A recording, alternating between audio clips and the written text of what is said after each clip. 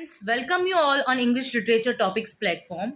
I am Pooja Sharma. I am again here with a new topic, affective fallacy, which is very important for every literature student. So, what is affective fallacy? Affective fallacy is a main concept of new criticism. It is a principle of new criticism. Affective fallacy is a literary term coined by W.K. Wimsatt and Monroe Beardsley in their essay Verbal Icon, which published in 1949. So it is a term by W.K. Wimsatt or Monroe Beardsley. Got it? Affective fallacy refers to incorrectly judging a piece of writing by how it emotionally affect its reader. Got my point? Affective fallacy refer incorrectly judging a piece of writing by how it emotionally affect its reader. Got it? जो affective fallacy है वो new criticism का एक principal है, उसका एक main concept है. Got it? New criticism पे मैं ऑलरेडी वीडियो बना चुकी हूँ. आप वो न्यू क्रिटिसिज्म पे जो वीडियो है वो ज़रूर देखें, तभी आपको अफेक्टिव फेलिसी अच्छे से समझ आएगा. न्यू क्रिटिसिज्म के फॉलोवर क्या बात कर रहे हैं?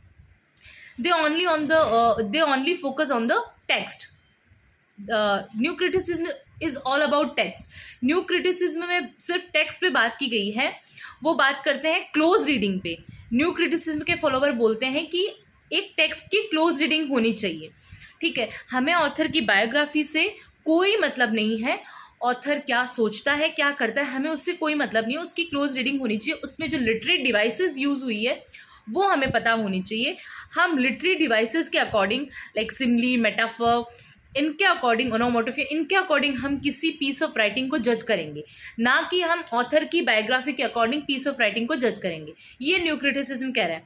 अब जो हमारा आज का टॉपिक है अफेक्टिव फेलिसी, वो भी एक प्रिंसिपल है न्यू क्रिटिसिज्म का, जो W.K. विमसॉट और मोनरो बियर्डस्ली, इन्होंने अपना जो एसेज, कलेक्शन ऑफ एसेज है जिस बुक का नाम है वर्बल आइकन, उसमें 1949 जो ये बुक है वर्बल आइकन 1949 में आई है. उसमें ये टर्म जो है अफेक्टिव फेलिसी वो दी है. अफेक्टिव फेलिसी जो है वो क्या बोलती है कि कोई भी पीस ऑफ राइटिंग को आप रीडर के इमोशनली अफेक्ट होने से जज मत करो.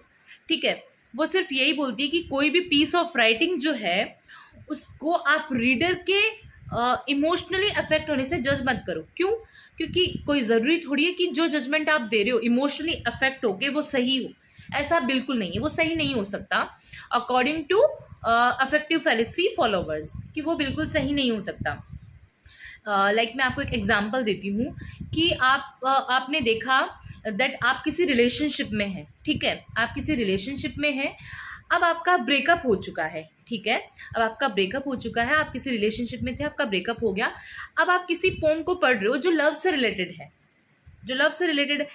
अब उस पीस ऑफ राइटिंग को, उस पोम को आप अपने अकॉर्डिंग जो है सोचेंगे, आप अपने इमोशनल स्टेटस के अकॉर्डिंग सोचेंगे और उसके बारे में अपना इंटरप्रिटेशन करेंगे. ठीक है, और कोई आपका फ्रेंड है जिसका अभी अभी नया रिलेशनशिप बना है और वो बहुत ज़्यादा लव में है. अगर वो उस लव पोम को देखेगा तो वो अपने अकॉर्डिंग उसका इंटरप्रिटेशन करेगा. ठीक है, आप अपने अकॉर्डिंग करेंगे क्योंकि आपका अभी अभी ब्रेकअप हुआ है, और जो आपका फ्रेंड है वो अपने अकॉर्डिंग करेगा क्योंकि वो अभी अभी नए रिलेशनशिप में बना है. तो दोनों में कितना डिफरेंस आ जाएगा. आप अगर उस पोम के बारे में कोई भी इंटरप्रिटेशन देंगे तो आप बिल्कुल नेगेटिव देंगे, क्योंकि आपका जो मेंटल स्टेटस है वो अभी नेगेटिविटी में है, वो ब्रेकअप की ओर है. तो आप क्या करेंगे, उसका बिल्कुल नेगेटिव रिस्पॉन्स देंगे. आपको लगेगा कि नहीं, ऐसा कुछ भी नहीं होता है, ये जो पोम है ये बिल्कुल बकवास है, लव में ऐसा नहीं होता है, लव में तो लड़ाई झगड़े होते हैं, ये होता है. और आपका जो फ्रेंड है जो अभी लव में है, उसका नया रिलेशनशिप बना है, तो उसको सारी चीज़ें अभी जो है एक्सपीरियंस हो रही है, तो वो उस लव पोएम को अपने अकॉर्डिंग लेगा. तो वो बोलेगा कि हाँ, ये पोम बिल्कुल ट्रू है, इसमें जो बोला गया है वो बिल्कुल सही बोला गया है, क्योंकि लव में ऐसा ही होता है. तो आप दोनों का जो रिस्पॉन्स है मतलब दैट इज रीडर रिस्पॉन्स, जो आप दोनों का रिस्पॉन्स है उसका इंटरप्रिटेशन आपने अपने इमोशनल स्टेटस के अकॉर्डिंग किया है, जो कि सही नहीं है। ठीक है, अफेक्टिव फेलिसी यही बात करता है कि आप अपने माइंड के अकॉर्डिंग, आप अपने इमोशनल स्टेटस के अकॉर्डिंग अगर किसी भी पोम का इंटरप्रिटेशन करते हो तो वो सही नहीं है।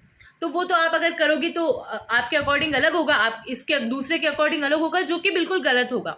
बस यही अफेक्टिव फेलिसी टर्म है जो कि मोनरो बियर्डस्ली और डब्ल्यू के विमसॉट ने अपने ऐसे वर्बल आइकन में कॉइन की थी ये टर्म। और ये जो टर्म है अफेक्टिव फेलिसी, ये न्यू क्रिटिसिज्म का एक मेन कंसेप्शन और मेन प्रिंसिपल है।